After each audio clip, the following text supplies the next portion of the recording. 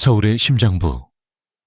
별 5개짜리 호텔의 지하 베이커리는 달콤한 빵 냄새와는 어울리지 않는 차가운 계급의 공기로 가득 차 있었다. 오수진은 낡은 유니폼 소매로 이마에 땀을 닦으며 방금 오븐에서 꺼낸 황금빛 케이크 시트를 식힌망 위로 옮겼다. 그녀의 손놀림은 섬세하고 빨랐지만 그녀의 존재는 이 화려한 공간 속에서 투명 인간과도 같았다. 오수진 씨, 그거 그렇게 두면 마른다고 했지. 빨리 실업 작업 시작해. 매니저의 날카로운 목소리가 그녀의 등 뒤에 비수처럼 꽂혔다. 수진은 죄송하다는 말과 함께 고개를 숙였다. 이곳에서 그녀의 이름은 실력 있는 파티시에가 아닌 온갖 꾸준히를 도맡아 하는 가난한 미혼모일 뿐이었다. 동료들은 그녀를 없는 사람 취급하거나 노골적으로 경멸의 시선을 보냈다. 그날은 호텔의 VIP 고객을 위한 특별 케이크를 만드는 날이었다. 수진의 아이디어로 탄생한 제철 과일과 희귀한 허브를 이용한 섬세한 디자인의 케이크였다. 하지만 레시피 제안서에 적힌 이름은 그녀의 것이 아닌 매니저의 총애를 받는 동료의 이름이었다. 그녀의 재능은 언제나 이런 식으로 착취당했다. 어머, 수진 씨, 이런 건 우리가 할 테니 수진 씨는 저기 창고 정리나 좀 해줘요. 먼지 나는 일은 역시 수진 씨 전문이잖아. 동료가 비웃음 섞인 목소리로 말했다. 수진은 입술을 깨물었다.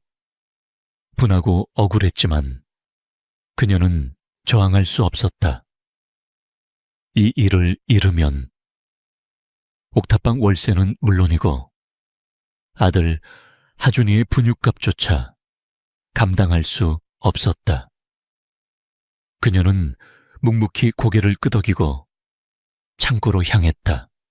잠시 후 VIP 고객이 직접 베이커리를 방문했다. 그는 케이크를 맛보더니 극찬을 아끼지 않았다. 이 케이크는 예술이군요. 이런 섬세한 맛의 조화는 처음입니다. 대체 어떤 분의 솜씨입니까? 매니저와 동료는 기다렸다는 듯이 서로의 공을 내세우기 바빴다. 그 누구도 창고에서 묵묵히 밀가루 포대를 옮기고 있는 수진의 이름을 언급하지 않았다. 창고 문틈으로 그 광경을 지켜보던 수진은 심장이 차갑게 식는 것을 느끼며 조용히 눈을 감았다. 세상은 이토록 불공평했다. 같은 시각 동네의 작은 구립 도서관, 어린이 자료실, 6살 배기 강아주는 자신의 나이와는 어울리지 않는 두꺼운 코딩 전문 서적을 무릎에 올려놓고 있었다. 아이의 작은 손가락이 공용 컴퓨터의 낡은 키보드 위를 춤추듯 빠르게 움직였다. 화면에는 일반인은 이해할 수 없는 복잡한 코드들이 폭포수처럼 쏟아져 내리고 있었다. 하준은 평범한 아이가 아니었다. 아이는 엄마가 모르는 엄청난 비밀을 가지고 있었다. 한번 본 것은 무엇이든 기억하는 기억력, 어른을 능가하는 논리적 사고력. 아이는 엄마가 매일 밤 옥탑방 계단에 앉아 소리 없이 눈물을 삼키는 것을 알고 있었다.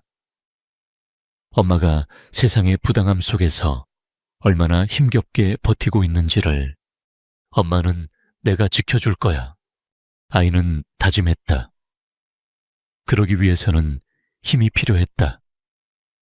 아이는 지난 몇 달간 도서관 컴퓨터를 이용해 자신의 힘이 되어줄 존재를 찾아왔다. 단서는 단 하나. 엄마의 낡은 보석함, 깊숙한 곳에 숨겨져 있던 빛바랜 사진 한 장, 젊은 시절의 엄마와 아주 다정하게 웃고 있는 한 남자. 남자의 셔츠에는 LK라는 작은 로고가 새겨져 있었다. 하주는 그 로고를 단서로 대한민국 최고의 기업 중 하나인 LK그룹의 데이터베이스에 접근하고 있었다. 아이에게 방화벽을 뚫는 것은 숨바꼭질보다 쉬운 놀이였다. 가갸스다. 마침내 아이의 손가락이 멈췄다. 화면에 한 남자의 프로필이 떠올랐다. LK그룹의 최연소 CEO 강지욱. 사진 속에 그는 웃고 있지 않았지만 그 얼굴의 선과 분위기는 엄마의 낡은 사진 속 남자와 놀랍도록 닮아 있었다. 하준의 입가에 희미한 미소가 떠올랐다. 아이는 자신의 작은 가방에서 USB 하나를 꺼냈다. 그 안에는 아이가 지난 몇 주간 분석한 LK그룹의 차기 투자 프로젝트에 대한 치명적인 허점이 담긴 보고서가 들어있었다. 아이는 중얼거렸다. 아빠, 이제 곧 만나러 갈게요. 엄마를 더 이상 울게 두지 않을 거예요. 어린 소년의 복수는 그렇게 조용하고도 치밀하게 시작되고 있었다. 그의 첫 번째 수는 세상에서 가장 똑똑한 방법으로 자신의 존재를 아버지에게 알리는 것이었다. LK그룹의 40층. CEO 강지욱의 사무실은 그의 성격처럼 차갑고 정돈되어 있었다. 거대한 통유리창 너머로 보이는 서울의 풍경마저 잘 짜인 도시, 계획의 일부처럼 보일 정도였다. 그는 막 수천억 원이 오가는 IT 기술 투자 프로젝트 보고를 받고 있었다. 그래서 저희 팀의 결론은 해당 기술의 미래 가치를 고려했을 때 지금이 투자의 적기라는 것입니다. 기획팀장이 열정적으로 설명했지만 강지욱의 표정은 변함이 없었다. 그는 보고서의 데이터들을 날카로운 눈으로 훑어내렸다. 그의 세계에서 감정이나 직감은 배제되었다. 오직 숫자와 논리, 그리고 결과만이 존재했다. 리스크 분석이 미흡해. 이 정도 데이터로는 내 돈을 단 1원도 움직일 수 없어. 전면 재검토하도록. 그의 한마디에 회의실의 온도가 몇 도는 더 내려가는 듯했다. 그에게 결혼 역시 철저한 비즈니스였다. 다음 달로 예정된 태양그룹 윤서현과의 결혼은 두 그룹의 미래를 위한 가장 완벽한 인수합병 계약에 불과했다. 7년 전 그의 인생에서 유일하게 숫자로 계산되지 않았던 존재. 오수진이 사라진 이후로 그의 심장은 단 한 번도 뜨거워 본 적이 없었다. 그가 막 회의를 마치려던 순간이었다. 그의 개인 비서가 조심스럽게 다가와 속삭였다. 대표님, 개인 메일로 이상한 파일이 하나 도착했습니다. 스팸이면 삭제해. 그게 오르욘이라는 익명의 발신자인데 지금 검토하시는 프로젝트의 치명적인 오류에 대한 분석 보고서라고 합니다. 지욱의 미간이 좁혀졌다. 그는 흥미보다는 불쾌감에 가까운 감정으로 노트북을 돌려 메일을 확인했다. 첨부된 보고서는 충격적이었다. 그가 방금 전 지적했던 리스크 분석의 미흡함을 넘어 LK의 최고 엘리트 팀조차 발견하지 못했던 시스템의 근원적인 결함을 날카롭고 간결한 논리로 파헤치고 있었다. 이것은 단순한 해커의 장난이 아니었다. 업계의 판도를 읽는 천재적인 통찰력이었다. 보고서의 마지막에는 짧은 메시지가 적혀 있었다. 이 문은 잘못된 열쇠로는 열리지 않습니다. 오리온. 연락처 마포구립도서관. 지욱은 자리에서 일어났다. 그는 태양그룹과의 저녁 약속도 취소해버렸다. 그의 머릿속은 온통 오리온이라는 미지의 천재에 대한 호기심으로 가득 찼다. 그는 직접 그를 만나야만 했다. 다음 날 오후. 지욱의 검은색 세단이 낡은 구립도서관 앞에 멈춰 섰다. 어울리지 않는 풍경이었다.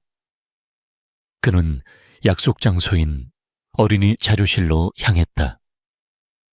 그곳에서 자신을 기다리고 있을 괴짜 천재의 모습을 상상하며, 하지만 그를 맞이한 것은 그의 상상과는 전혀 다른 존재였다. 컴퓨터 앞에 앉아 작은 손가락으로 마우스를 움직이고 있는 6살 배기 꼬마. 어제 그가 봤던 보고서가 모니터에 떠 있었다. 아이는 지욱을 보자 조금도 놀라지 않고 의자에서 내려와 그를 마주 보았다. 강지욱 대표님 맞으시죠? 오리온입니다. 지욱은 순간 할 말을 잃었다. 그의 냉철한 이성이 이 비현실적인 상황을 받아들이지 못하고 있었다. 이 작은 아이가 그의 엘리트 팀 전체를 바보로 만든 그 보고서의 작성자란 말인가. 내가 뭐하네. 제가요. 하준이는 조금도 주눅들지 않고 그를 올려다보았다. 아이의 눈빛은 나이를 가늠할 수 없을 만큼 깊고 총명했다. 어떻게 이걸 네가... 세상에는 어른들이 생각하는 것보다 훨씬 더 많은 정보가 떠다니고 있거든요. 그걸 어떻게 조합하느냐의 문제일 뿐이죠. 지욱은 아이의 말에 다시 한번 충격을 받았다. 그는 아이를 관찰하기 시작했다. 작고 깡마른 체구, 낡았지만 깨끗한 옷, 그리고 어딘가 모르게 낯익은 얼굴. 그는 아이의 얼굴에서 알 수 없는 기시감을 느꼈지만 지금은 그것을 깊이 생각할 겨를이 없었다. 원하는 게 뭐지? 돈인가 아니면 스카우트 제의라도 바라는 건가? 그는 다시 사업가의 언어로 돌아왔다. 하지만 하준이는 고개를 저었다. 그런 거 아니에요. 아이는 잠시 망설이다. 아주 중요한 비밀을 털어놓듯 말했다. 그냥 강지욱 대표님이 어떤 분인지 알고 싶었어요.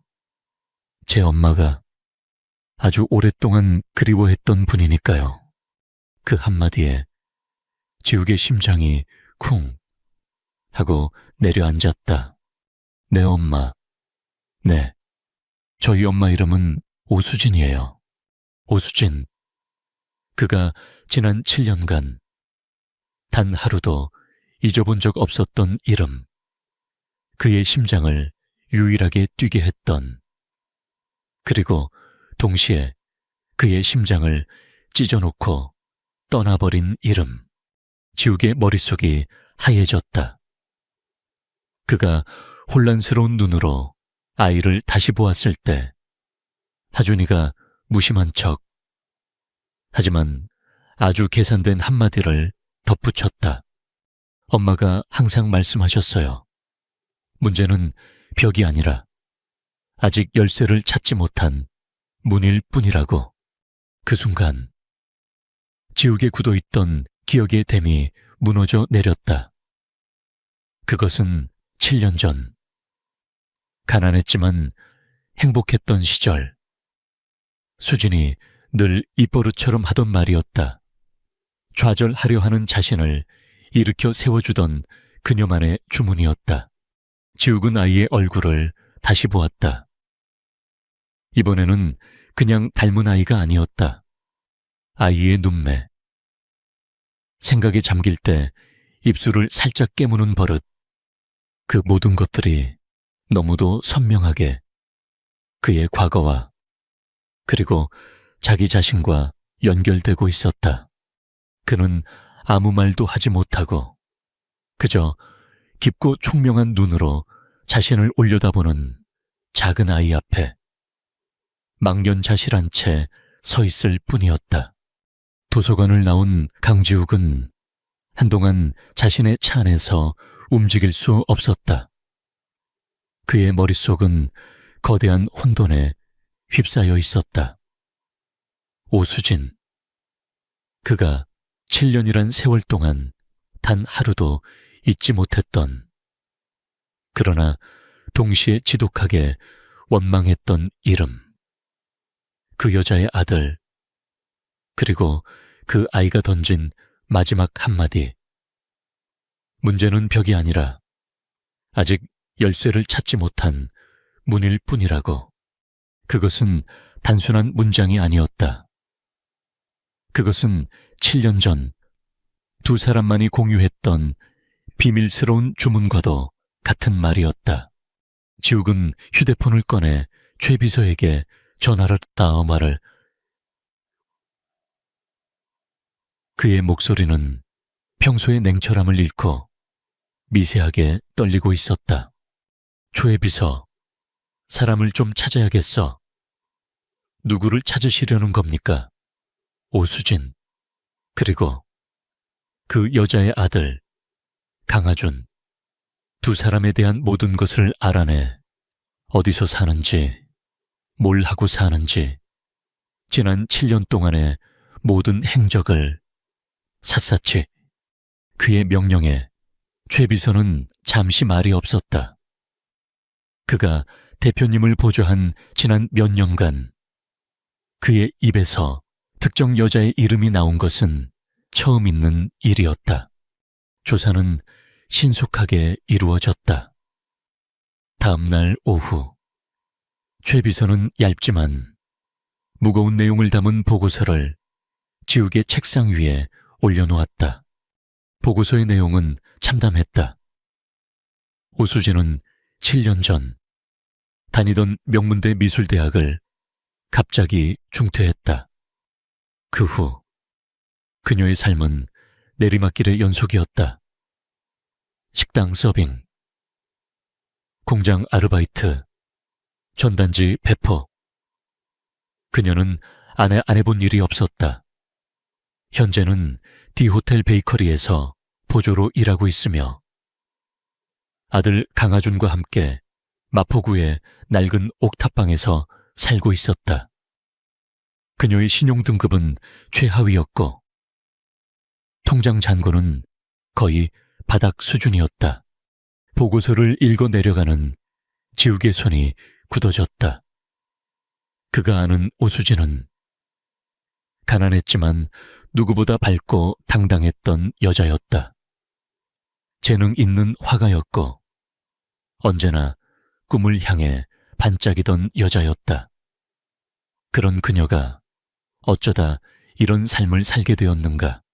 그리고 그의 시선이 보고서에 첨부된 한 장의 사진에 멎었다. 최 비서가 멀리서 몰래 찍은 듯한 두 모자의 사진이었다. 공원 벤치에 앉아 수진이 하준이의 머리를 쓰다듬어 주고 있는 모습. 사진 속 수진의 얼굴은 세월의 고단함에 지쳐 있었지만 아들을 바라보는 눈빛만은 예전 그대로 따뜻하고 다정했다. 그 순간 굳게 닫혀 있던 그의 기억에 수문이 열리며 7년 전의 시간이 파도처럼 밀려왔다. 7년 전 대학 캠퍼스. 강지욱은 LK그룹의 후계자가 아닌 그저 까칠하고 외로운 경영학과 학생이었다. 그의 차가운 세상에 빛처럼 나타난 것이 바로 미대생 오수진이었다. 과제를 위해 우연히 그 한조가 되었던 두 사람은 자석처럼 서로에게 끌렸다. 그녀는 그와 정반대의 사람이었다. 가난했지만 항상 웃었고 어려운 환경 속에서도 꿈을 잃지 않았다. 그녀는 지욱의 차가운 가면, 뒤에 숨겨진 외로움을, 그의 까칠한 말투 속에 숨겨진 따뜻함을 꿰뚫어 보았다. 지욱 씨는 꼭 단단한 호두 같아. 껍질은 딱딱하지만 그 안에는 분명 고소하고 부드러운 속살이 있을 거야.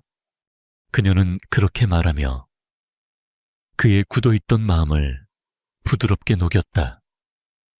그는 난생 처음으로 누군가에게 자신의 진짜 모습을 보여주었다. 두 사람은 평범한 연인들처럼 떡볶이를 나누어 먹고 한강변을 걸으며 미래를 꿈꾸었다. 그는 그녀의 작은 옥탑방에서 그녀가 끓여주는 김치찌개를 먹으며 처음으로 집의 온기를 느꼈다. 그는 그녀와 함께라면 지긋지긋한 후계자 전쟁도, 자신을 올가매는 아버지의 그늘도 모두 이겨낼 수 있을 것 같았다. 그는 그녀에게 청혼을 결심했다. 하지만 그 약속의 날, 그녀는 나타나지 않았다. 그녀는 사라졌다. 전화기는 꺼져 있었고 옥탑방은 텅 비어 있었다. 마치 처음부터 세상에 존재하지 않았던 사람처럼. 그녀는 흔적도 없이 그의 인생에서 증발해버렸다.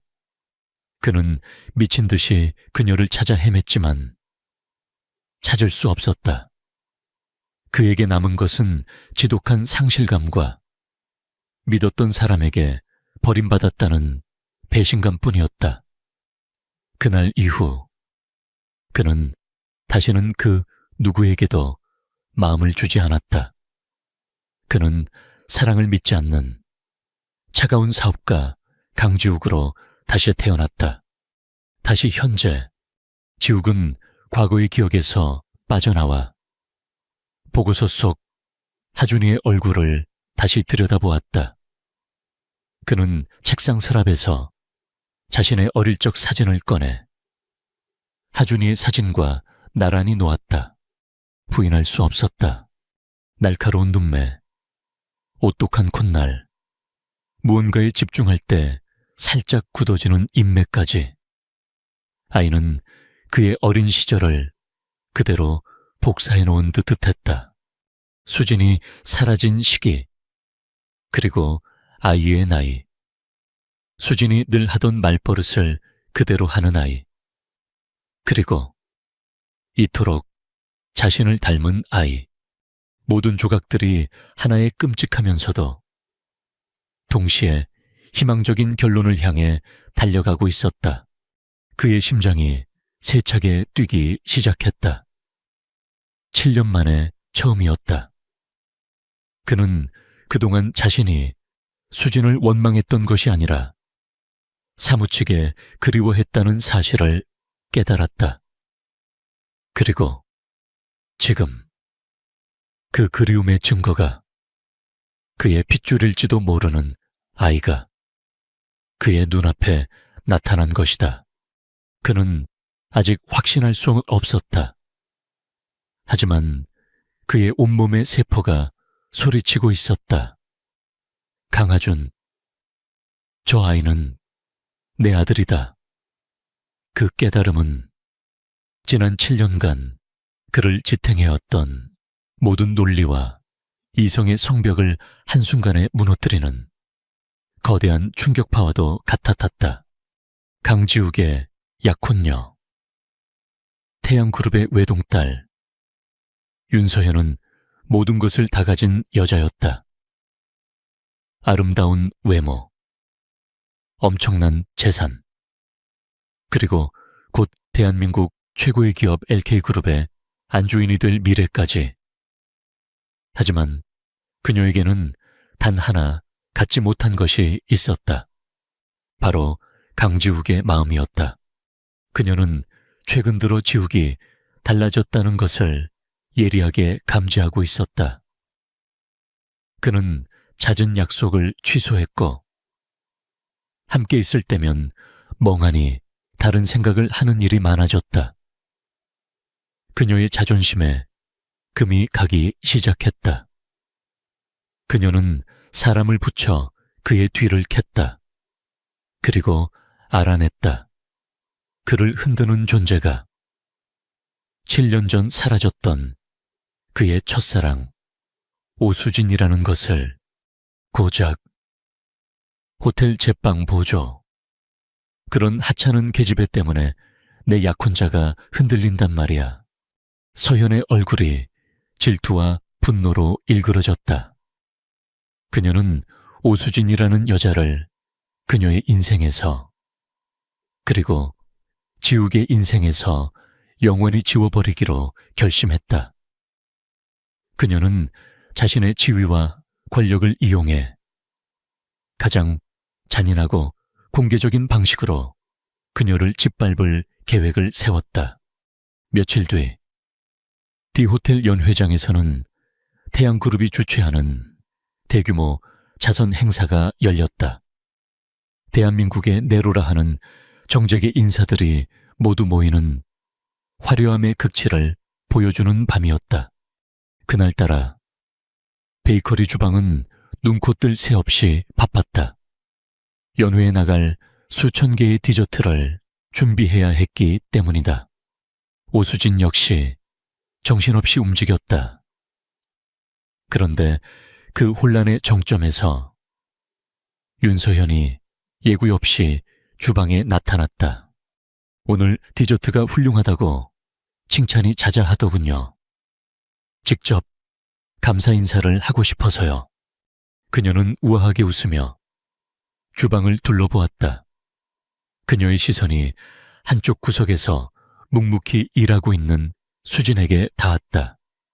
서연은 일부러 수진의 곁으로 다가가 그녀의 어깨를 친근하게 두드렸다. 당신이 오수진 씨 맞죠? 실력이 대단하다던데. 앞으로도 우리 호텔을 위해 힘써줘요. 그녀의 목소리는 꿀처럼 달았지만 그 눈빛은 뱀처럼 차가웠다. 수진은 불길한 예감에 몸을 떨었지만 그저 고개를 숙일 뿐이었다. 서연은 수진의 곁을 스쳐 지나가며 아무도 모르게 자신의 목에 걸고 있던 수억 원짜리 다이아몬드 목걸이에 잠금 장치를 풀었다. 그리고는 수진의 개인 사물함 근처 바닥 구석에 그것을 떨어뜨렸다. 완벽한 시나리오였다.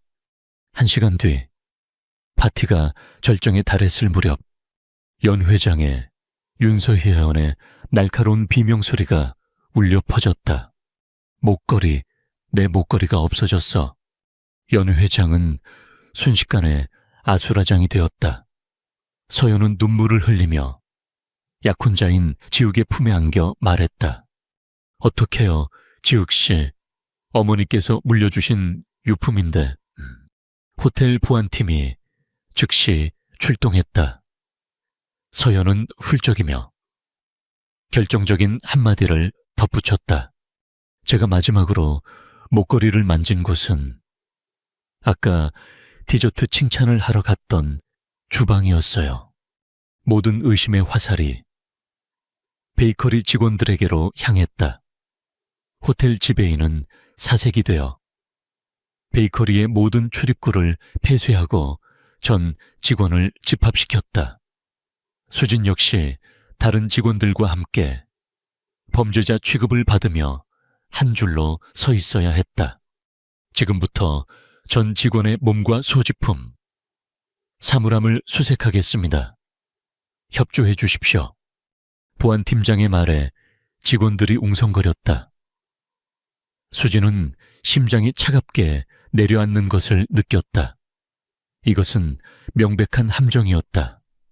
자신을 노리고 파놓은 결과는 서연의 각본대로였다. 목걸이는 수진의 낡은 사물함 구석, 달아빠진 운동화 뒤에서 발견되었다. 세상에, 오수진 서씨가 정말 동료들의 경악과 수근거림이 비수가 되어 그녀의 심장에 박혔다. 서연은 기다렸다는 듯이 모든 손님들이 보는 앞에서 수진의 앞으로 다가왔다. 그리고는 그녀의 뺨을 세차게 내리쳤다. 짝! 대우로운 도둑년. 서연의 목소리가 연 회장을 가득 메웠다. 내년이 감히 내 목걸이에 손을 대 가난하면 곱게 가난할 것이지. 어디서 도둑질까지 배워먹었어. 내가 모를 줄 알아. 네가 7년 전에도 이런 식으로 지욱씨 돈을 뜯어내고 사라졌다는 거. 그녀는 실투안하는 이 또한 사실까지 날조하며 수진의 인격을 공개적으로 살해했다. 수진은 뺨을 감싸쥔 채 아무 말도 할 수 없었다. 수백 개의 경멸 어린 시선이 그녀를 향해 있었다. 그녀는 해명하고 싶었지만 아무도 그녀의 말을 믿어주지 않을 터였다. 그녀는 완전히 고립되었다. 당장 이 여자를 경찰서로 끌고 가세요. 서연의 명령에 보안요원 2명이 다가와 수진의 양팔을 거칠게 붙잡았다. 수진의 눈에서 끝내 눈물이 흘러내렸다. 그녀의 삶이 또다시 이렇게 억울하게 아무런 저항도 하지 못한 채 벼랑 끝으로 내몰리고 있었다. 그녀는 무력했다. 그녀가 질질 끌려나가던 바로 그 순간이었다. 연 회장의 모든 스피커에서 날카로운 경고음과 함께 기계음이 흘러나왔다. 그리고 연 회장 중앙에 대형 스크린이 갑자기 지지직거리더니 낯선 영상으로 바뀌었다. 모든 사람들이 놀라 스크린을 쳐다보았다. 화면 속에 나온 것은 조금 전 베이커리 주방의 CCTV 영상이었다. 저 영상을 당장 꺼. 윤서혜 산의 날카로운 비명소리가 뒤늦게 연 회장을 울렸다. 하지만 이미 늦었다. 화면 속에서는 우아한 드레스를 입은 그녀가 아무도 없는 것을 확인하고는 자신의 다이아몬드 목걸이를 스스로 풀어내리는 장면이 생생하게 재생되고 있었다. 그리고는 주방 구석, 오수진의 낡은 사물함 쪽으로 다가가 교묘하게 목걸이를 떨어뜨리는 모습까지 모든 것이 의심의 여지 없이 명백했다. 연 회장의 모든 공기가 얼어붙었다. 방금 전까지 오수진을 향해 격렬의 시선을 보내던 수백 명의 사람들이 이제는 경악과 불신에 찬 눈으로 윤서현을 바라보고 있었다. 저건 조작된 거야. 말도 안 돼. 서현은 횡설수설하며 소리쳤지만 그녀의 창백한 얼굴은 모든 것이 사실임을 말해주고 있었다. 오수진의 팔을 붙잡고 있던 보안요원들의 손에서 힘이 풀렸다. 수진은 멍하니 자신의 눈앞에 펼쳐진 이 비현실적인 광경을 바라보았다. 대체 누가 어떻게 그때였다. 무대 옆 어두운 구석에서 작은 그림자 하나가 걸어 나왔다. 낡은 티셔츠와 청바지 차림의 강하준이었다. 아이의 작은 손에는 태블릿 PC가 들려 있었고 그 얼굴에는 나이에 맞지 않는 냉철함과 분노가 서려 있었다. 엄마가 걱정되어 몰래 호텔에 잠입했던 아이는 이 모든 광경을 지켜보고 있었던 것이다. 그리고 엄마가 위기에 처한 순간 아이는 자신의 방식으로 세상에 진실을 폭로했다. 모든 소란이 멎고 연 회장에는 잠시 정적이 흘렀다. 하준이는 태블릿을 내려놓고 비틀거리는 엄마에게로 달려갔다. 아이는 엄마의 앞을 가로막고 서서 자신보다 몇 배는 큰 어른들, 그리고 공포에 질려있는 윤서현을 향해 자신의 작은 몸으로 거대한 방패를 만들었다. 그리고 아이는 아직 변성기도 지나지 않은 앳된 목소리로, 하지만 연 회장 전체가 들을 수 있을 만큼 크고 단호하게 외쳤다. 우리 엄마 건들지 마. 그 외침은 세상에서 가장 작지만 가장 강력한 선전포고였다.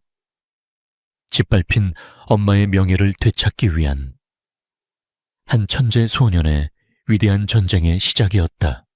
아이의 외침이 잘 끝나기도 전에 꽝, 연 회장의 거대한 정문이 마치 폭발이라도 하든 거칠게 열렸다.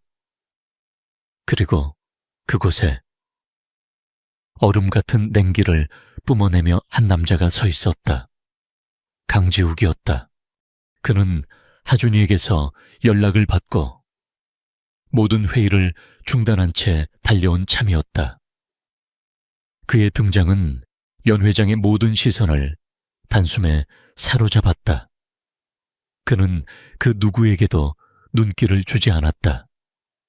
그의 시선은 오직 한 곳, 무대 중앙에서 금방이라도 쓰러질 듯 위태롭게 서 있는 오수진과 그녀를 지키듯 버티고 서 있는 작은 아이에게로 향해 있었다. 그는 성큼성큼 무대를 향해 걸어왔다. 그의 발걸음 소리는 마치 사형 집행인의 발소리처럼 윤서현의 심장을 옥죄었다. 그는 마침내 수진과 하준의 앞에 멈춰 섰다. 그는 아무 말 없이 자신의 값비싼 턱시도 재킷을 벗어 낡은 유니폼 차림에 수진의 어깨에 덮어주었다. 그의 따뜻한 천이 남아있는 옷이 그녀의 떨리는 몸을 부드럽게 감쌌다. 그리고 그는 고개를 돌려 자신의 약혼녀였던 윤서현을 바라보았다. 그의 눈에는 그 어떤 감정도 담겨있지 않았다. 분노도 실망도 아니었다. 그것은 마치 벌레를 보는 듯한 차갑고 완전한 무시와 경멸이었다. 그의 시선이 너무도 차가워서 서연은 온몸에 피가 얼어붙는 것 같았다. 지욱씨, 이건 다 오해. 닥쳐. 그의 나직한 한마디에 서연의 목소리가 멎었다. 지욱은 다시 수진과 하준에게로 시선을 돌렸다. 그는 멍하니 자신을 올려다보는 수진의 얼굴과 자신과 너무도 닮아있는 하준이의 얼굴을 번갈아 보았다. 도서관에서의 첫 만남, 그녀의 옛 말투를 하던 아이, 그리고 지금 엄마를 지키기 위해 세상과 맞서 싸우는 이 작은 거인.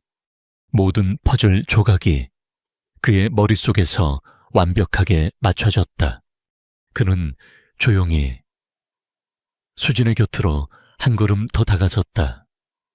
그리고는 그녀와 하준이를 자신의 팔로 감싸 안았다. 그것은 세상 전체를 향한 그의 무언의 선언이었다. 이 여자와 이 아이는 내 사람이라고, 감히 누구도 건드릴 수 없는 내 가족이라고. 7년의 시간이 돌고 돌아 엇갈렸던 운명의 수레바퀴가 마침내 제자리를 찾기 시작하고 있었다. 호텔 연회장에서의 소동은 강지욱의 등장으로 일단락되었다. 그는 더 이상의 질문을 허락하지 않은 채 굳은 얼굴로 오수진과 강하준을 데리고 자신의 채에 올랐다. 차가 호텔을 빠져나가는 순간 수십 대의 카메라 플래시가 불꽃처럼 터져나왔다. 내일 아침 대한민국은 LK그룹의 젊은 총수와 그의 숨겨진 여자, 그리고 천재 아들에 대한 이야기로 떠들썩해질 터였다. 하지만 차 안은, 바깥 세상의 소란과는 대조적으로 무거운 침묵만이 감돌았다. 지욱은 운전만 했고 수진은 고개를 숙인 채 자신의 낡은 유니폼 자락만 만지작거렸다. 그녀의 어깨에는 아직 지욱의 재킷이 걸쳐져 있었다. 7년 만에 다시 맞는 그의 체향은 반가움보다는 아픔으로 다가왔다. 하준이는 두 어른 사이의 팽팽한 공기를 느꼈는지 아무 말 없이 창밖만 바라보고 있었다. 지욱의 펜트하우스. 7년 전 수진이 떠났던 그들의 작은 옥탑방과는 비교도 되지 않는 거대하고 화려한 공간. 하지만 수진은 그곳에서 어떤 온기도 느낄 수 없었다. 모든 것이 차갑고 모든 것이 낯설었다. 지욱은 하준이를 게스트룸으로 안내했다. 아이는 피곤했는지 금세 잠이 들었다. 아이가 잠든 것을 확인하고 나서야 지욱은 거실로 돌아왔다. 그리고 그곳에서 어쩔 줄 몰라 하며 서 있는 수진과 마주 섰다. 7년이라는 긴 시간이 두 사람 사이에 흐르고 있었다. 왜? 지욱이 먼저 침묵을 깼다. 그의 목소리는 분노와 원망, 그리고 깊은 상처로 낮게 잠겨 있었다. 왜 말하지 않았어? 하준이가 내 아들이라는 거, 왜 7년 동안이나 나를 속인 거야?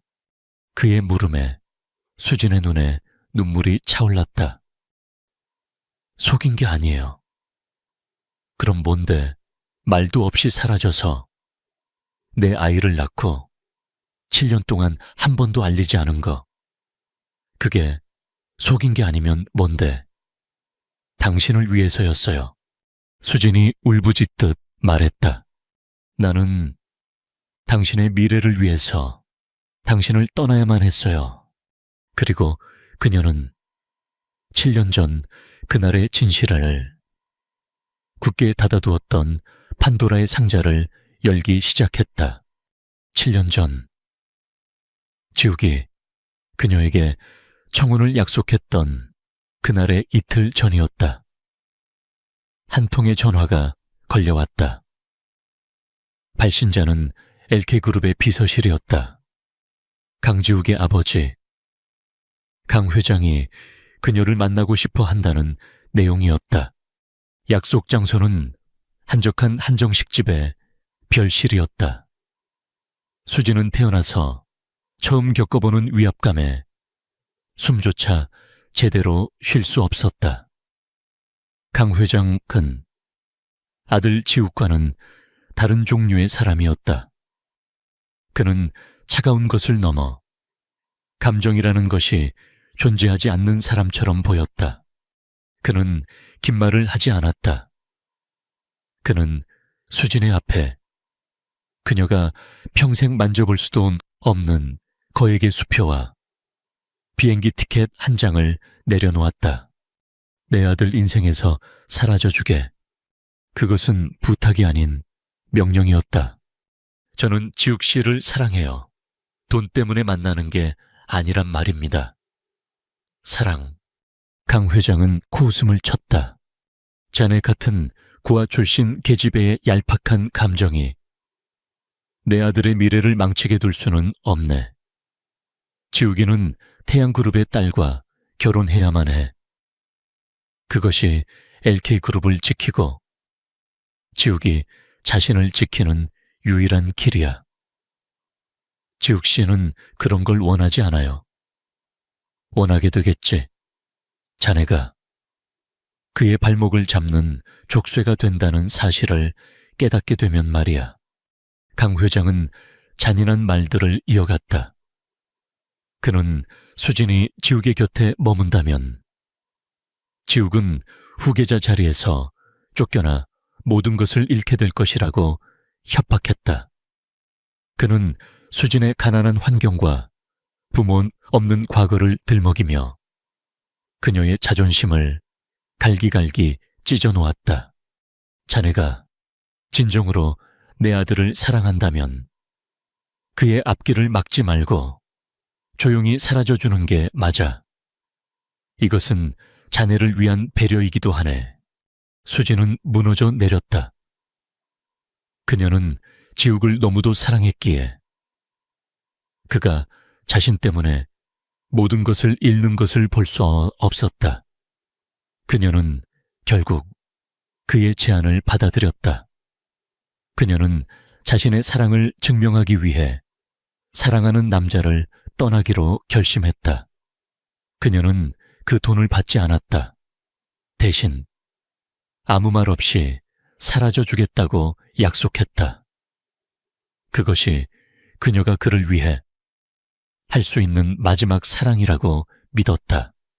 그녀가 떠난 지 한 달 뒤에야 그녀는 자신의 뱃속에 새로운 생명이 자라고 있다는 사실을 알게 되었다.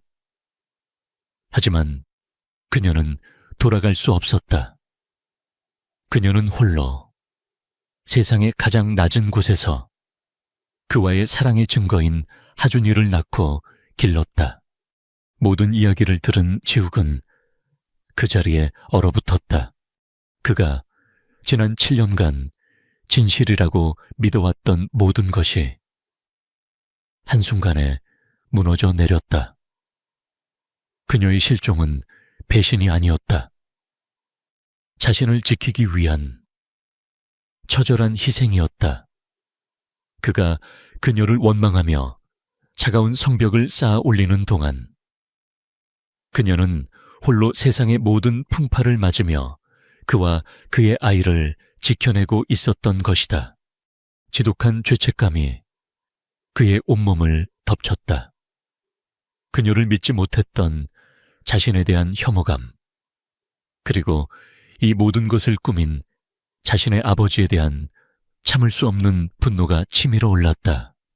그는 떨리는 손으로 울고 있는 수진의 어깨를 감쌌다. 미안해. 내가 다 미안해. 수진아, 7년 만에 처음으로 그는 그녀의 이름을 불렀다.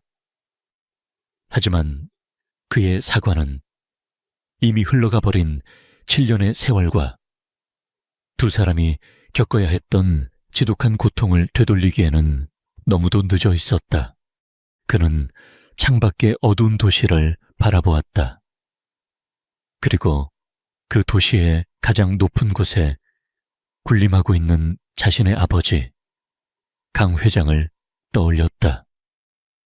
그의 눈에서 차갑고 무서운 분노가 불타오르기 시작했다. 아버지는 그의 사랑과 그의 아들과 그의 7년의 시간을 앗아갔다. 이제 그 모든 것을 되찾기 위한 전쟁을 시작할 시간이었다. 오수진을 자신의 펜트하우스에 남겨두고 강지욱은 곧장 평창동의 본가로 향했다. 그의 차는 밤의 도로를 질주하는 한 마리 흑표범 같았다. 그의 머릿속은 오직 하나의 생각. 아버지 강 회장을 향한 지독한 분노로 가득 차 있었다. 그는 저택의 문을 거칠게 열고 안으로 들어섰다. 놀란 집사들의 인사를 무시한 채 그는 곧장 2층 서재로 향했다. 아버지, 그가 문을 열고 들어서자 책상에 앉아 서류를 보고 있던 강 회장이 천천히 고개를 들었다. 그의 얼굴에는 아들의 분노를 마주하고도 조금의 동요도 없었다. 그는 모든 것을 예상하고 있었다는 듯한 차가운 얼굴이었다. 이제야 모든 걸 알았느냐? 어떻게 저한테, 수진이한테 그런 짓을 하실 수가 있습니까? 지욱이 억눌린 목소리로 외쳤다. 그게 뭐가 잘못됐다는 거지? 강 회장은 이해할 수 없다는 듯 되물었다. 나는 내 애비로서, 그리고 LK그룹의 회장으로서 마땅히 해야 할 일을 했을 뿐이다. 너의 미래를 가로막는 장애물을 제거하고 너를 제자리로 돌려놓은 것, 그게 전부야. 장애물이여, 수진이가, 제 사랑이. 아버지 눈에는 고작 장애물로밖에 보이지 않으셨습니까? 아버지는 제 인생을, 제 행복을, 그리고 제 아들의 7년을 송두리째 빼앗아 가셨습니다. 행복. 강 회장은 자리에서 일어나 아들 앞으로 다가섰다. 그의 눈은 늙은 맹수처럼 차갑고 예리하게 빛났다. 지우가, 너와 나는 그런 뜬구름 잡는 감상에 빠져 살 수 있는 사람들이 아니다. 우리의 행복은 LK그룹의 성장과 성공 위에 있다. 고작 계집 하나 때문에 이 모든 것을 위태롭게 만들 수는 없어. 그 고작 계집 하나가 제 아들의 어미입니다. 그래서 뭐 핏줄은 중요하지. 하지만 그 핏줄을 낳은 모태는 중요하지 않다. 더럽혀지지 않은 깨끗한 그릇에 담아야 비로소 가치가 생기는 법이야. 그의 말 한마디 한마디는 아들을 향한 비정한 칼날과도 같았다. 지욱은 더 이상 대화가 불가능하다는 것을 깨달았다. 아버지는 변하지 않을 것이다. 그는 자신의 행동이 정당했다고 지금도 믿고 있었다. 저는 수진이와 하준이를 포기하지 않을 겁니다. 절대. 지욱이 단호하게 말했다. 그것은 그의 선전포고였다. 강 회장의 입가에 차가운 미소가 걸렸다. 조다, 어디 한번 해보거라. 네가 나 없이, LK그룹의 후광 없이 과연 그 모자를 지켜낼 수 있을지. 나는 네가 얼마나 어리석은 선택을 했는지 곧 깨닫게 해주겠다. 그날 이후 강 회장의 보이지 않는 보복이 시작되었다. 다음 날 아침, 수진은 호텔 지배인으로부터 해고 통보를 받았다. 정당한 이유는 없었다. 그저 회사의 경영 방침이라는 일방적인 통보였다. 그녀가 지난 몇 년간 성실하게 일했던 직장은 그렇게 허무하게 그녀를 내쫓았다. 그것은 시작에 불과했다. 수진이 살던 옥탑방의 집주인은 갑자기 말을 바꾸어 당장 방을 비우라고 으름장을 놓았다. 그녀가 새로운 일자리를 구하기 위해 수십 군데에 이력서를 넣었지만 면접조차 볼 기회 없이 모두 거절당했다. 마치 거대한 투명한 벽이 그녀의 앞길을 가로막고 있는 것 같았다. 그녀는 강 회장의 힘이 얼마나 무서운 것인지 뼈저리게 느끼고 있었다. 그녀와 하준이는 이 거대한 도시에서 완전히 고립되고 있었다. 지욱은 이 모든 상황을 보고받고 있었다. 그는 아버지의 잔인함에 치를 떨었지만 섣불리 움직일 수는 없었다. 그가 수진을 도울수록 아버지는 더욱더 그녀를 압박해올 것이 분명했다. 그는 늦은 밤 수진의 옥탑방을 찾아갔다. 좁은 방 안에는 이삿짐을 싸기 위한 박스들이 쌓여 있었다. 수진은 텅 빈 방 한가운데 멍하니 앉아 있었다. 그녀의 얼굴에는 깊은 절망과 무력감이 서려 있었다. 결국 이렇게 됐네요. 그녀가 자조적인 목소리로 말했다. 당신을 만나지 않았더라면 내 인생이 이렇게까지 엉망이 되지는 않았을 텐데. 그 말은 비수처럼 지욱의 가슴에 박혔다. 모든 것이 자신의 탓이었다. 자신이 그녀를 사랑했던 것도, 아버지가 그녀를 파괴하는 것도. 미안해. 사과하지 말아요. 당신 탓이 아니니까. 수지는 자리에서 일어났다. 그녀의 눈에는 눈물 대신 꺾이지 않은 의지가 담겨 있었다.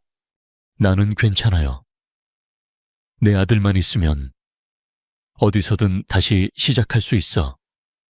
그러니 당신도 이제 그만 당신의 자리로 돌아가요. 나 때문에 당신의 인생까지 망치지 말란 말이야. 그녀는 또다시 그를 위해 자신을 희생하려 하고 있었다.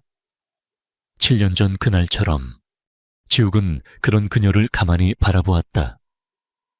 그는 그녀의 작은 어깨가 얼마나 무거운 짐을 짊어지고 있는지, 그녀의 강인함 뒤에 얼마나 깊은 상처가 숨겨져 있는지 이제는 알 수 있었다. 그는 결정을 내렸다. 그는 더 이상 아버지가 만들어 놓은 길을 걷지 않을 것이다. 그는 더 이상 그녀의 희생 뒤에 숨지 않을 것이다. 그는 이제 그녀와 그의 아들을 위해 세상에서 가장 강력한 방패가 되어주기로 결심했다. 설령 그 대가로 자신이 가진 모든 것을 잃게 된다 해도 그는 조용히 수진에게 다가가 그녀의 손을 잡았다. 그의 손은 따뜻하고 단단했다. 아니, 내 자리는 이제부터 당신과 하준이 옆이야. 강지욱의 결심은 그의 행동으로 증명되었다. 그는 그날 밤 당장 이삿짐 센터를 불러 오수진과 강하준을 그녀의 낡은 옥탑방에서 빼냈다.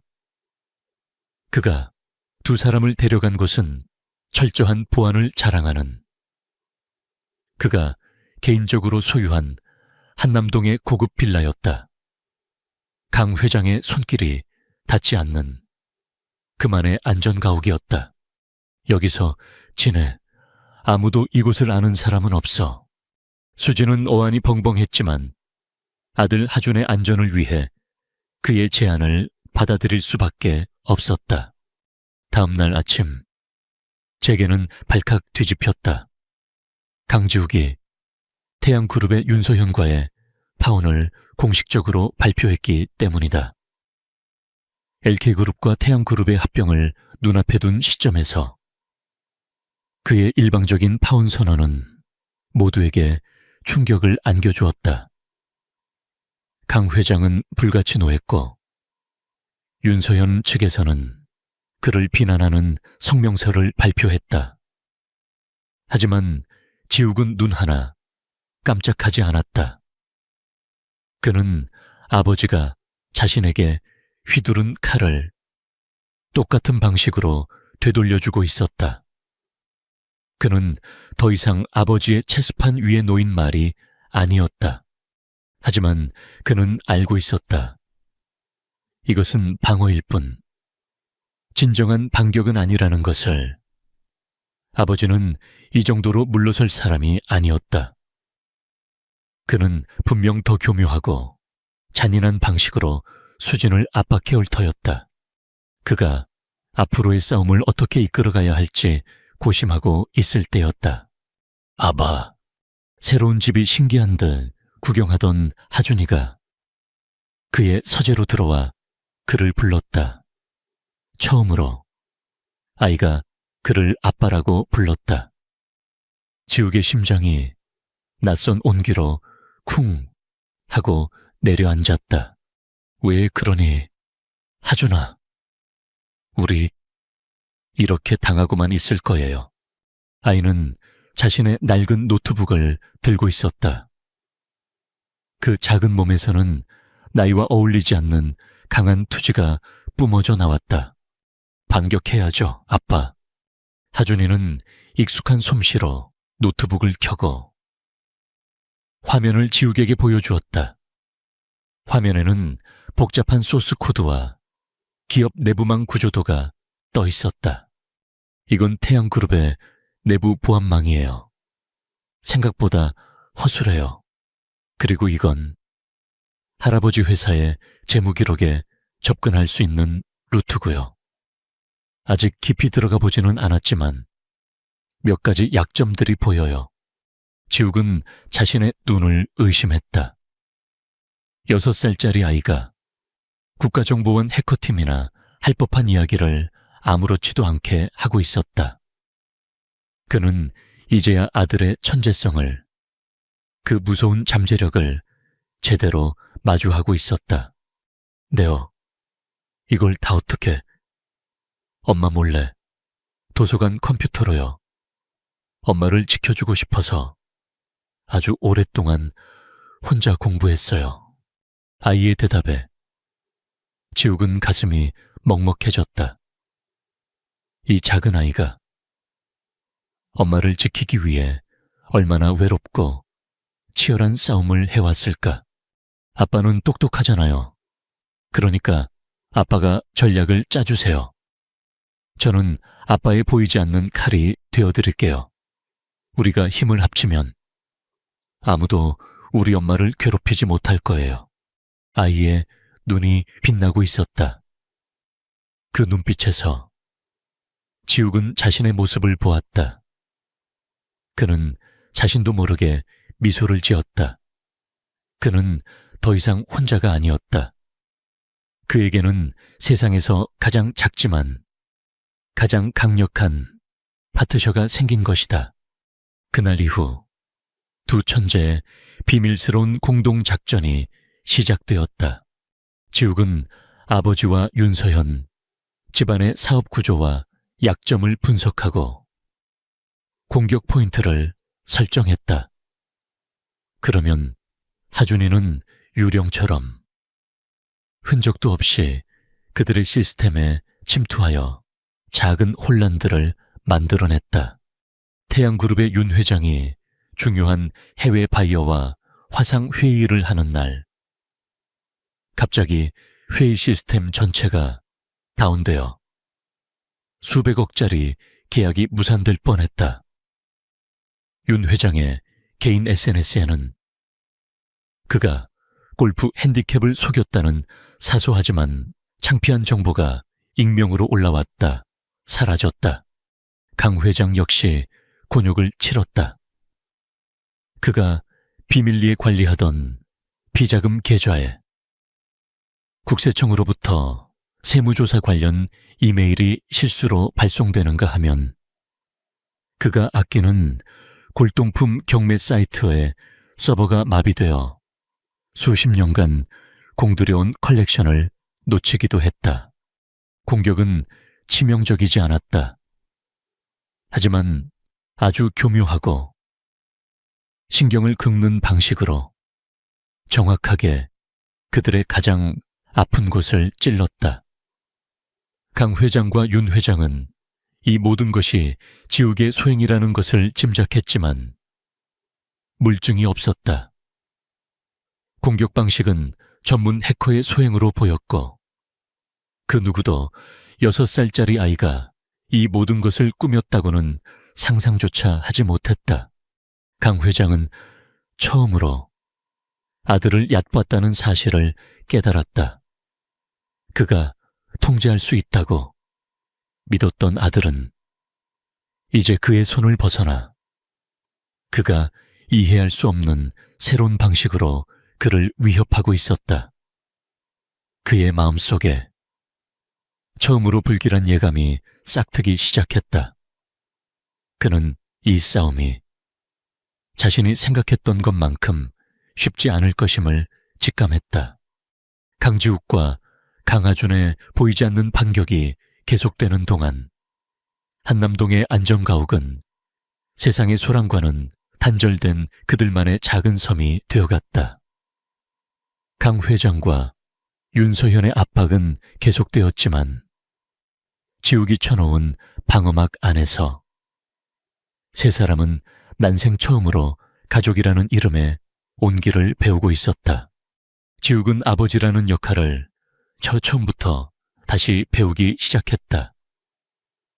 그는 하준과 함께 시간을 보내며 아들이 단순한 천재가 아닌 사랑과 관심이 필요한 평범한 6살 아이라는 것을 깨달았다.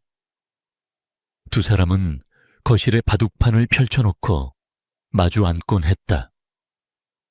지욱은 아들의 논리적 사고력을 키워주기 위해 바둑을 가르치기 시작했지만 이내 아들의 천재적인 수일기에 감탄하는 자신을 발견했다.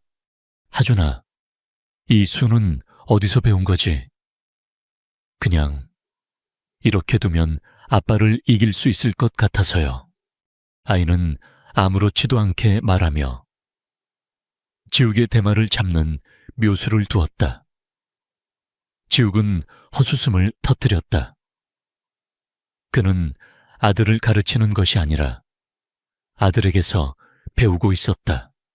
밤이 되면 그는 잠들기 전 하준에게 책을 읽어주었다. 딱딱한 경제 서적만 읽던 그가 떨리는 목소리로 동화책을 읽어주는 모습은 스스로도 어색했다. 하지만 그의 무릎에 기대어 그의 목소리에 귀를 기울이는 아들의 작은 온기는 그가 평생 느껴보지 못했던 충만함을 안겨주었다. 그의 변화를 오수진은 조용히 지켜보고 있었다. 그녀의 눈에 비친 그는 더 이상 7년 전에 철없던 연인도 얼마 전에 냉혈한 CEO도 아니었다. 그는 서툴지만 진심을 다해 아들에게 다가가는 한 남자, 한 아버지였다. 그녀와 지욱 사이에 어색했던 공기도 조금씩 녹아내리고 있었다. 두 사람은 아이가 잠든 밤 거실에서 와인을 마시며 잃어버린 7년의 시간에 대해 이야기했다. 그들은 서로를 원망하지 않았다. 대신 서로의 아픔을 위로하고 홀로 버텨온 시간들을 다독여 주었다. 어느 날 밤 수진은 주방에서 무언가를 만들기 시작했다.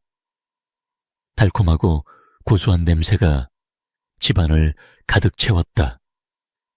그녀가 지욱의 앞에 내놓은 것은 갓 구운 마들렌이었다. 7년 전 옥탑방에서 그가 가장 좋아했던 그녀만의 특별한 디저트. 기억나. 어떻게 잊겠어. 세상에서 가장 맛있었던 마들렌인데 지욱은 마들렌을 한 입 베어 물었다. 변함없는 맛. 그 맛은 7년의 시간을 뛰어넘어 두 사람을 가장 행복했던 시절로 데려다 주었다. 그는 수진의 손을 잡았다. 내가 너무 늦었지. 미안해. 아니에요. 우리에겐 하준이가 있잖아요. 두 사람의 눈빛이 마주쳤다. 더 이상의 말은 필요 없었다.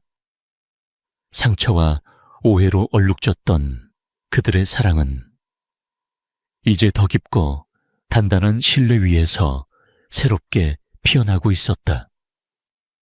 지욱은 그녀의 재능을 이대로 썩힐 수 없다고 생각했다. 당신만의 베이커리를 열어. 수진아, 내가 도와줄게. 당신이 세상에서 가장 행복한 파티시에가 될 수 있도록. 그렇게 그들의 상처가 치유되고 새로운 미래에 대한 희망이 싹트고 있을 때였다. 그들의 싸움 역시 마지막 국면을 향해 달려가고 있었다. 하준이는 아버지와의 전쟁을 돕는 것을 멈추지 않았다. 아이는 밤마다 아버지의 묵인 해, 거대한 성에 가장 깊숙한 곳을 향해 탐험을 계속했다. 그러던 어느 날 밤, 하준이가 서재에서 일하고 있던 지욱에게 달려왔다. 아이의 얼굴은 흥분과 긴장으로 상기되어 있었다. 아빠 찾았어요. 뭘? 할아버지의 진짜 약점이요. 하준이는 자신의 노트북 화면을 지욱에게 보여주었다. 화면에는 수십 년 된 낡은 파일 하나가 떠 있었다. LK그룹의 서버 가장 깊숙한 곳에 겹겹의 암호로 봉인되어 있던 파일이었다. 이건 10년 전 LK그룹이 신도시 개발 사업권을 따냈을 때의 비자금 조성 기록이에요. 할아버지가 당시 건설부 장관에게 거액의 뇌물을 건넨 정황 증거가 전부 들어있어요. 공소시효도 아직 남아있고요. 지욱은 화면에서 눈을 뗄 수 없었다. 그것은 단순한 비리 증거가 아니었다.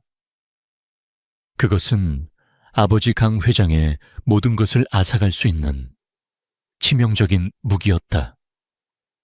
이 파일 하나면 아버지를 회장 자리에서 끌어내리는 것은 물론 감옥에 보낼 수도 있었다. 그는 아들을 바라보았다.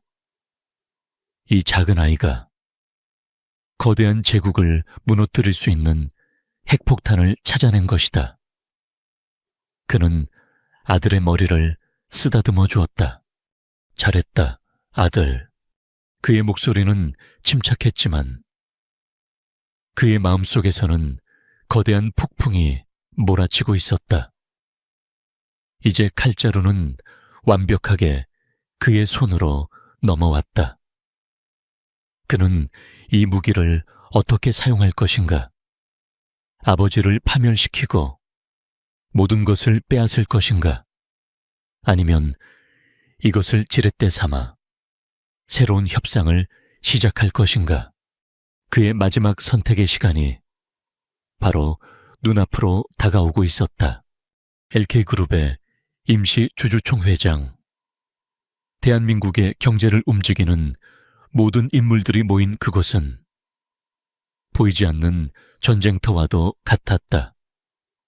강 회장은 자신에게 반기를 든 아들을 끌어내리기 위해 자신이 가진 모든 지분과 인맥을 총동원했다. 그의 옆에는 복수심에 불타는 윤서현과 태양그룹이 있었다. 모두가 강지욱의 패배를 의심하지 않았다. 강지욱 대표는 사적인 스캔들로 그룹 전체의 명예를 실추시켰으며 이는 CEO로서의 중대한 결격 사유에 해당합니다. 강 회장 측 변호인이 목소리를 높였다. 지지 세력들이 동조하며 장내는 소란스러워졌다. 마침내 단상 위에 강지욱이 섰다. 그는 조금도 위축되지 않았다. 그의 눈빛은 그 어느 때보다 차분하고 강인했다. 그의 손에는 아버지의 비리가 담긴 USB가 아닌 새로운 미래가 담긴 보고서가 들려 있었다. 그는 연설을 시작했다. 하지만 그의 첫 마디는 경영이나 숫자에 대한 이야기가 아니었다. 이 자리에 계신 주주 여러분, 저는 오늘 한 아이의 아버지로서 이 자리에 섰습니다. 장래가 술렁였다. 저는 지난 7년간 제 인생에서 가장 소중한 것들을 잊고 살아왔습니다. 저는 성공이라는 이름 아래 사랑과 책임이라는 더 큰 가치를 외면했습니다. 하지만 제 아들이 저에게 다시 한번 기회를 주었습니다. 진정한 책임이란 무엇인지, 진정한 리더십이란 어디에서부터 시작되는지를 가르쳐 주었습니다. 그는 고개를 들어 회의장 맨 뒷자리에 앉아있는 수진과 하준을 향해 따뜻한 시선을 보냈다. 저는 오늘 이 자리에서 제 과거의 과오를 모두 인정하고 새로운 LK를 약속드리고자 합니다. 그는 하준이 찾아낸 아버지의 비리 자료를 폭로하지 않았다. 대신 그는 정면 돌파를 택했다. 우리 LK그룹의 과거에는 분명 부끄러운 그림자들이 존재했습니다. 저는 그 모든 것을 투명하게 바로잡고 대한민국에서 가장 정직하고 신뢰받는 기업으로 거듭날 것을 이 자리에서 약속드립니다. 그리고 그는 자신의 진짜 무기를 꺼내 들었다. 그가 밤새 준비한 LK그룹의 미래 10년을 책임질 혁신적인 신사업 계획이었다. 인공지능과 바이오 기술을 접목한 아무도 상상하지 못했던 거대한 비전. 그의 발표는 냉철했고 완벽했으며 모든 주주들의 마음을 사로잡기에 충분했다. 강여종도 강 회장의 얼굴이 굳어졌다.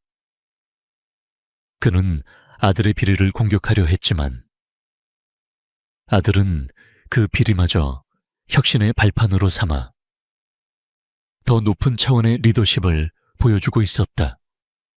그는 아들을 이길 수 없었다. 아들은 이미 그를 뛰어넘어 있었다. 투표 결과는 강지욱의 압도적인 승리였다. 강 회장 말없이 자리에서 일어나 회의장을 빠져나갔다. 그의 지친 뒷모습은 한 시대가 저물고 있음을 알리는 쓸쓸한 퇴장이었다. 1년 후 서촌의 한적한 골목길, 수진의 베이커리라는 예쁜 간판을 단 가게가 새로 문을 열었다. 가게는 언제나